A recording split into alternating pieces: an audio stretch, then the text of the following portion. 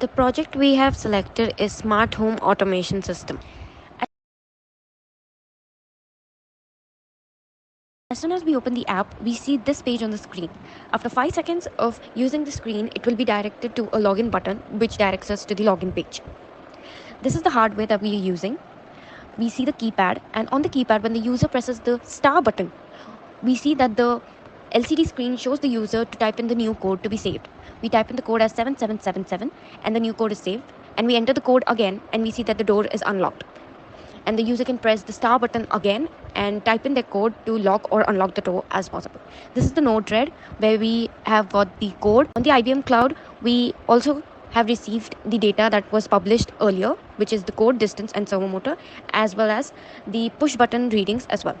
Now, the login page that we were directed to, we will go to the register page, enter a new password, confirm the password, and press register. When we press register, we see a notification saying proceed to login page, and we are proceeded to the login page where we type in our registered mobile number and the password corresponding to it. Once we've done that, we press submit and we are directed to the actual home page.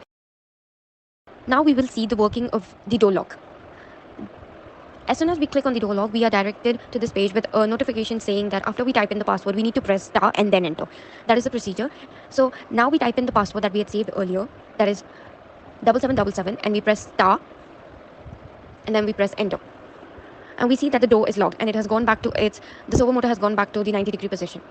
Now we type in a wrong password, say 8888. As soon as we type in the password, we see that we get a notification saying wrong, try again. Similarly, on the physical device, we see that when we press star and we type in a wrong password, that is wrong code breaking on the LCD screen. Now, we also have an option to set the code from the app. So if you want to set a new code, you need to type in your old code here, that was 7777. And then let's say we type in a new code that we want to set, that is 1234.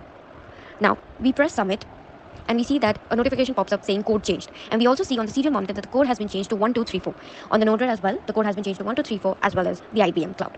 Now, we go back to the keypad on the app and we type in a new code that was 1234. As soon as we type the code and press star and enter, we see that the code works and our door is unlocked from the lock position. Now let us see the working of the lights section of the app. We can switch on the LED that is present in between the servo motor and the buzzer. With the app, by clicking on the on button, we see that the LED glows. Now when we press the off button, the LED does not glow. Now, for example, so now if I lock the door, that is we have left the house, and even if so you have not left the house and you do not remember that you have switched on or switched off the lights of a particular room, you will see that the app will give you a notification saying switch off the lights. That way you can switch off the lights by clicking on the off button. To demonstrate the security section of our app, we have used an ultrasonic sensor and a buzzer. As we can see, the real-time distance is printed in the Wokwi's console window. The user has to set a minimum distance from an object to be safeguarded. This distance will be saved and fetched from FireBase, whereas the real-time distance will be sent from Wokwi through the ultrasonic sensor. Any real-time distance less than the minimum distance would lead to the alarm going off and notifying an alert message in the app. To turn off this alarm, the user would have to click on the cancel button in the app. As you can see, this distance 369 is greater than 300, hence the alarm didn't go off. We have also inculcated an option for the user to change the minimum distance as per his choice.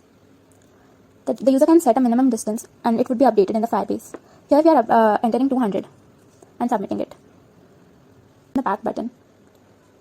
And in the window we can see that the distance set would be updated as 200.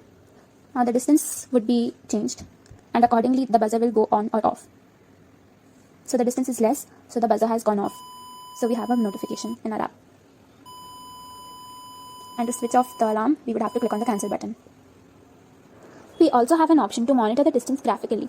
The minimum distance is plotted in red and the real-time distance on Wokwi that would change is plotted in black.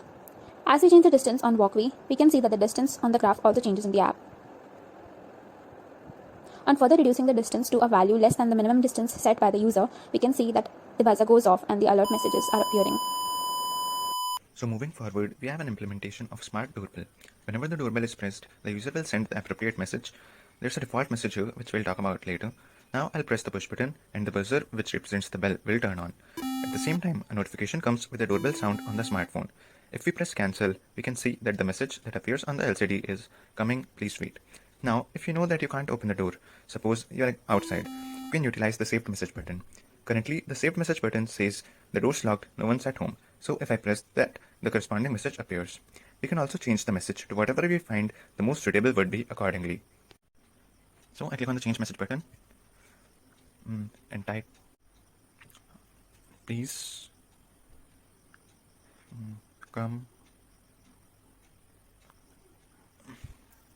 later. So I save it and it says message updated successfully. Now I click on back and I press the buzzer.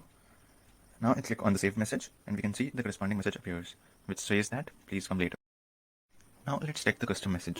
If our saved message doesn't contain the message we want to deliver to the person at the door, and we can't also open the door, so we can use this option. Suppose we are reaching home in a few minutes, or we just left the home, we can type in the message and send. For example, I will type here, will be there in an hour.